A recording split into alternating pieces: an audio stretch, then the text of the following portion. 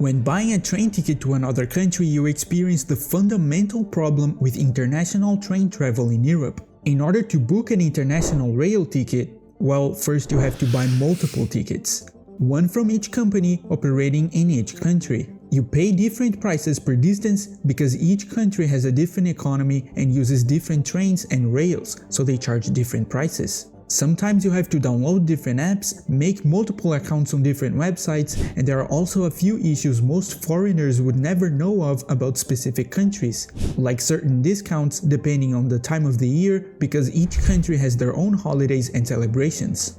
So after 45 minutes of annoyance, 17 tabs open, you finally give up and book a flight instead. You go to Ryanair's website and in just about 10 minutes or so, your flight is booked. Had the tickets been easier to buy, you would have chosen the train instead.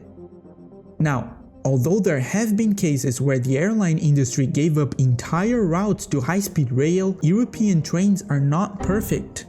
The voltage, accommodations, price and frequency are all different depending on what country you're coming from and what country you're going to.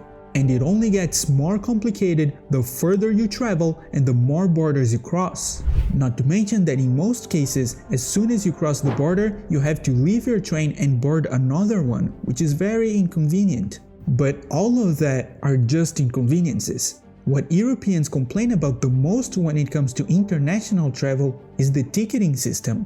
And the reason why it sucks is because airliners are required by law to have an open ticketing data policy, which means third-party websites can access their ticketing data in order to provide you, the user, with all ticketing information from all airliners no matter where you're going.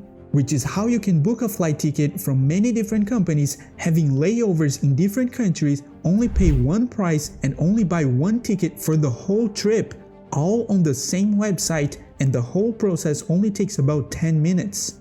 But train companies are not obligated to have an open ticketing data policy, so you're pretty much forced to buy each ticket on their own respective website, which is always stressful, annoying, and takes way too long. So the more countries you go through, the more tickets you have to buy. There are some websites that claim to know about all trains and their schedules in each country, but that's usually not true. Not to mention that if you do buy your tickets from one of those websites, you often end up paying extra because of unreasonable fees, and if one of the trains you're supposed to get ends up being delayed, you're probably going to be late for the other trains. And none of those companies have any obligation to refund your ticket, reallocate you to another train, or even compensate you at all. If we standardize the gauge and electrification systems, then sure, all trains can travel at the same speed and you won't have to board a different train every time you cross a border. But the problem doesn't start there. If you're crossing a border, that means you've already completed a big chunk of the trip, which means that you are way past the point of no return. You already bought the tickets, you already packed your things, you already boarded the first train, and the train companies already got your money.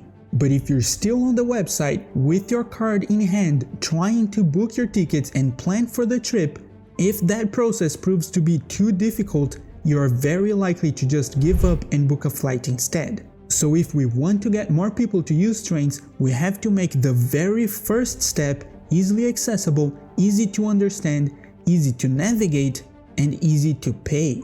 Then we can take a look at the infrastructural issues to make the trip itself more comfortable and reliable. But we can only do that with more investment, and the government and private companies will only invest in trains if they see high demand for it.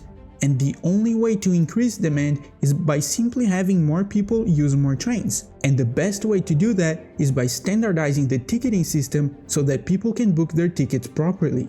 And I know that public services are not meant to be profitable, but Spain's Ireo and Italy's Italo are very good examples of how private train companies can bring a healthy competition to the high-speed rail industry. So the fundamental problem with international railway travel, just like with everything else in life, is lack of funding. And the easiest and fastest way to get more funding is by showing the big people in charge that they can make money off of it. So the real simple solution to international railway travel in Europe is making the ticketing process easier.